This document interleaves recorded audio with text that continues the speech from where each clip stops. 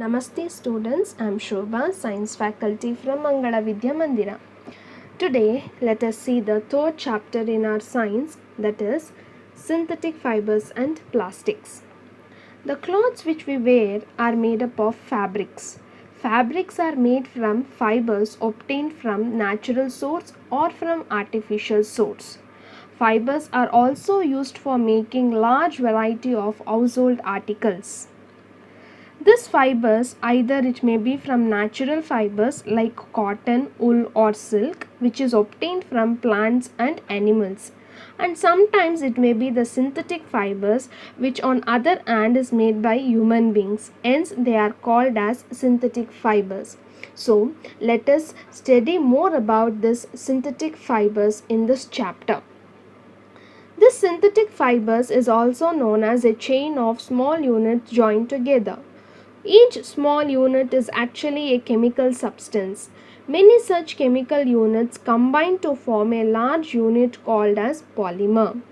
The word polymer comes from the Greek word poly means many and mer means unit. So, polymer is made up of many repeating units and each unit is called as monomer. Now, let us move to the types of polymers.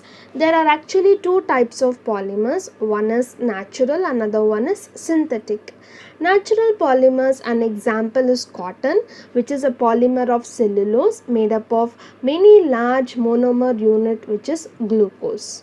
But today we are going to study about synthetic fibers. Synthetic polymers are like this Teflon, which is used in your tawa, plastics, and nylon, which is used in your rope, and the processed rubber, which is used as slippers. So we mainly concentrate today on synthetic fibers. Among them, the first one is rayon. Silk fibers were obtained from silkworm, which was discovered in China, and it was kept closely as a secret for many long years. Fabric obtained from silk fibers was very costly and it was beautiful, and it fascinated many people all over the world. Attempts were made to make such a silk artificially.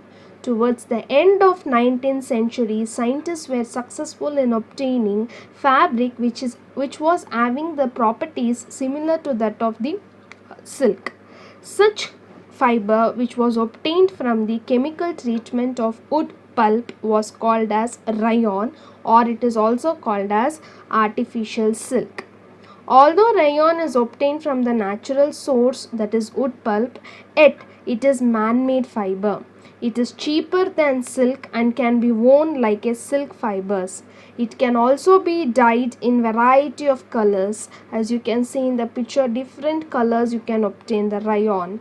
Rayon is also mixed with the cotton to make bed sheets, or it can be mixed with the wool to make carpet. So these are the different uses of rayon. So let us move to the next synthetic fiber or synthetic polymer, which is called as nylon. Nylon is another man-made fiber. In the year 1931, it was made without using any natural raw material, either from plant or animal. They did not collect any resource. It was truly prepared from coal, water and air. It was the first fully synthesized synthetic fiber. Nylon fiber was strong, elastic and light in weight. It was lustrous. Lustrous means very shiny and easy to wash. So it became very popular for making clothes. We use many articles made up of nylon such as socks, ropes, tents, toothbrushes, car seat belts, sleeping bags, curtains, etc. Nylon is also used in the parachutes and the ropes for rock climbing. This is because nylon thread is more stronger compared to the steel wire. Let us now move to the next synthetic polymer, which is called as polyester. Polyester is another synthetic fiber. This fabric is made up of many fibers which does not get wrinkled easily. It remains crisp and is easy to wash. so it is quite suitable for making dress materials. Terling is most popular polyester. It can be drawn into very fine wires and can be woven like another yarn. PET, that is polyethylene terephthalate, is a very familiar form of polyester. It is used in making bottles, utensils, films, wires and many other useful products. Other type of polyesters are like polycot, polyhull, terrycot, etc. As the name suggests, these are made by mixing two fibers. For example, polycot is a mixture of polyester and cotton, and polywool is a mixture of polyester and wool. Now let us move to the another important synthetic fiber, that is acrylic fibers. We wear sweaters and use shawls or blankets in winter season. Many of these are actually not made from natural wool, though they appear to resemble wool. This is because this natural wool is quite expensive, whereas clothes prepared from this acrylic are relatively cheap. This is another synthetic fiber which is resembling that of the natural wool. They are available in variety of colors. Synthetic fibers are more durable and affordable, which makes them more popular than the natural fibers. Synthetic fiber is also having another one disadvantage, that is they start melting on heating. If the cloths catch fire, it can be disastrous. The fabric melts and sticks to the body of the person who is wearing it. So we should always remember this polyester or acrylic fiber should not be own whenever the person is working in the kitchen or in the laboratory, and even if you are celebrating Diwali festival, you should be very careful. You should not wear all this polyester material fabrics. You have to prefer only the cotton fabrics. Let us move to the advantages of this synthetic polymers or synthetic fibers. Synthetic fibers do not depend either on the agricultural crop or any other animal farming. So we can prepare this or produce the synthetic fibers according to the demand whenever it is necessary. They are generally cheaper than natural fibers, which is more affordable for the people to buy them. Synthetic fibers possess a unique characteristics which make them popular dress materials. So easy to wash, easy to dry up, and it is durable, means it can long last for a really long time. So all this makes it to be popular. So these are the advantages of the synthetic fibers.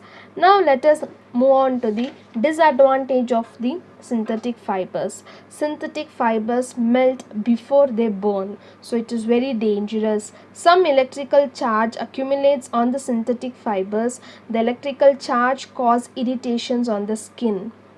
They are also extremely dangerous, that is hazardous to the environment, because they are not biodegradable. They cannot be degradable easily, and they can overheat. So during summer season and all, we will not prefer the synthetic fibers like polyesters and all, because they overheat the person and can make cold when wet. So it cannot be suitable for too hot seasons or too cold season, because it makes the person too cold whenever they are wearing it, whenever they get wetted. So these are all about the synthetic fibers. Hope students you understood all the different types of synthetic fibers. Let us now move on to the next important part of this chapter, that is plastics. Plastic is also another type of the synthetic, that is man-made. Plastic is also a polymer like the synthetic fiber. All plastics do not have same type of arrangements of units. In some it is linear, whereas in some it is cross-linked. Plastic articles are available in all possible shapes and sizes. As you know, we are using it in our day-to-day lives. We use many different types of plastics. The fact that it is plastics is easily moldable, that is, it can be shaped into any form, and it can be recycled, reused, colored, melted, rolled into sheets, or made into wires. All these factors makes the plastics to be used in a variety of uses. So now let us move to the two important types of plastics. One is thermoplastics. This thermoplastics is also known as thermosoftening plastics. It is a polymer that becomes pliable or moldable. Pliable means it can be changed its shape, or moldable above a specific temperature and returns to the solid state upon cooling. So when you increase the temperature of such plastics, they starts melting, and after cooling it comes back to its normal not normal, comes back to the solid state. For example, when we had hot water or to a plastic bottle, it gets deformed, means it changes its shape.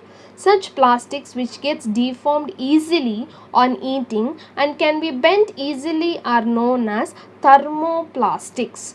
Polyethylene and PVC are the best examples of this thermoplastics. These thermoplastics are used for manufacture of toys, combs, and various types of containers.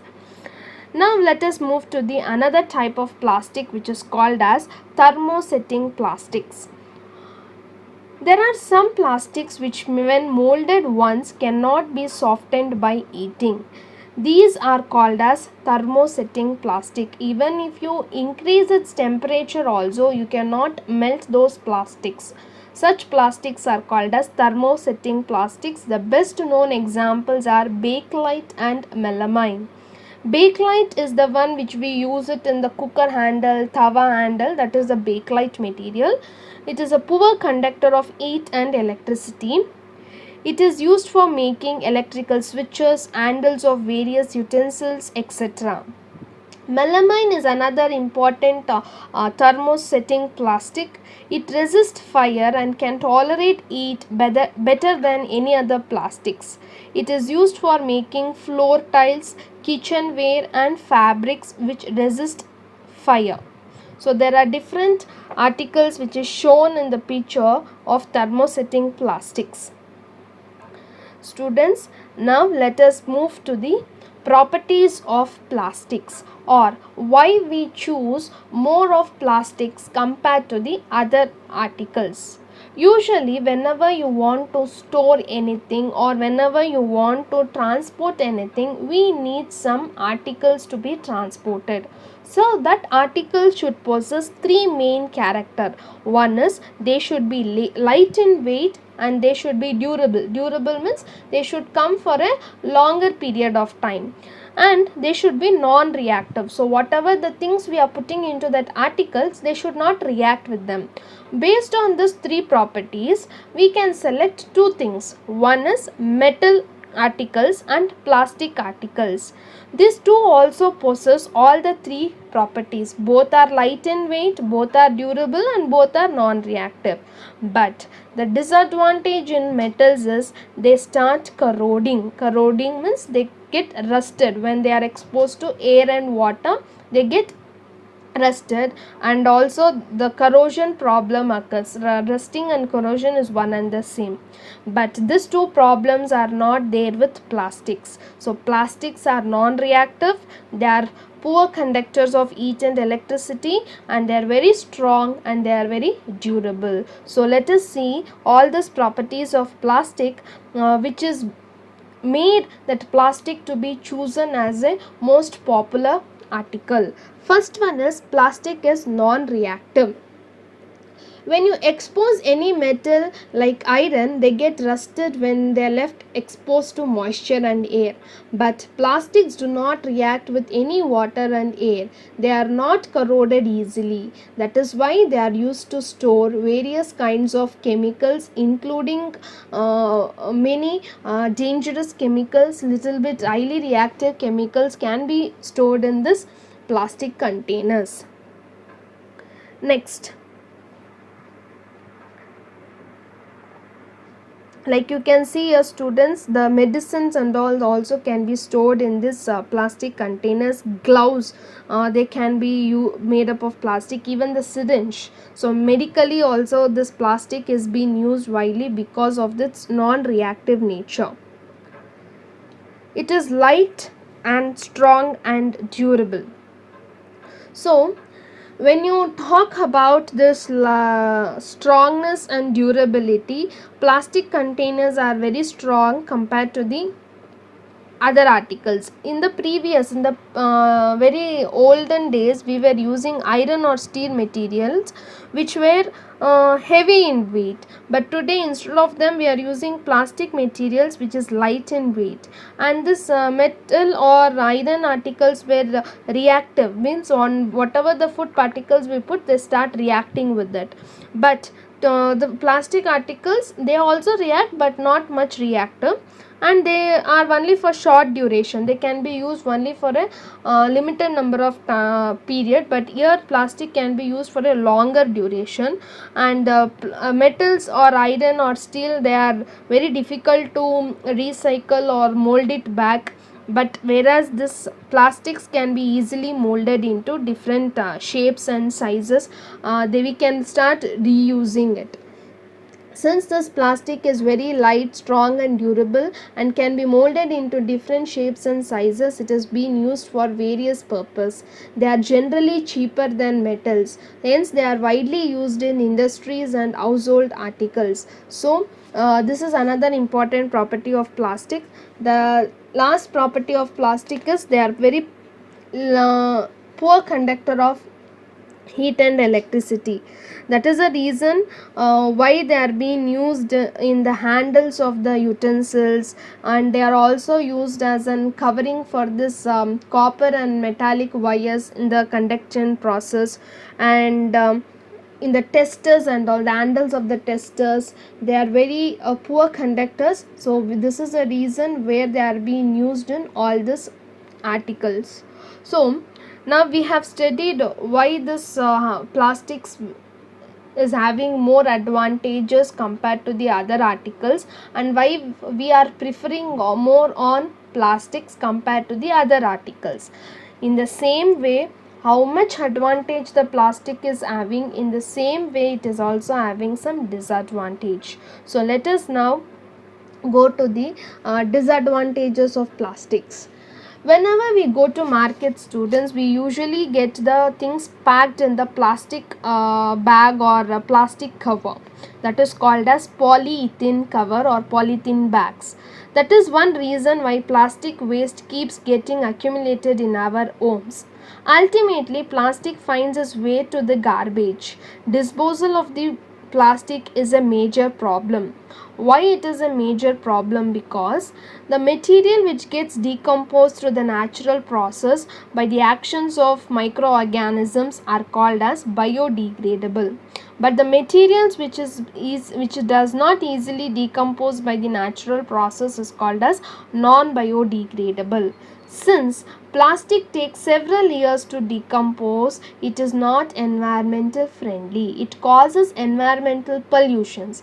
Besides, the burning process in the synthetic material is quite slow and it does not get completely burnt also. So in this process it releases lots of poisonous fumes into the atmosphere, causing air pollution.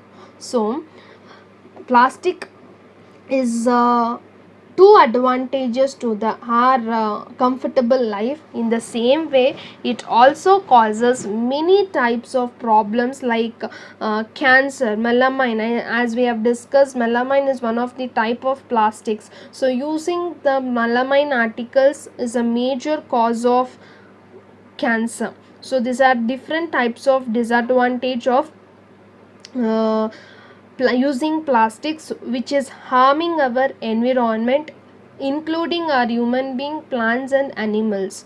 So we need to protect our environment from this plastics. So as a responsible citizens, we have to protect the environmental pollution, avoid the use of plastic as far as possible, make use of bags which is made up of cotton, jute when we go for shopping.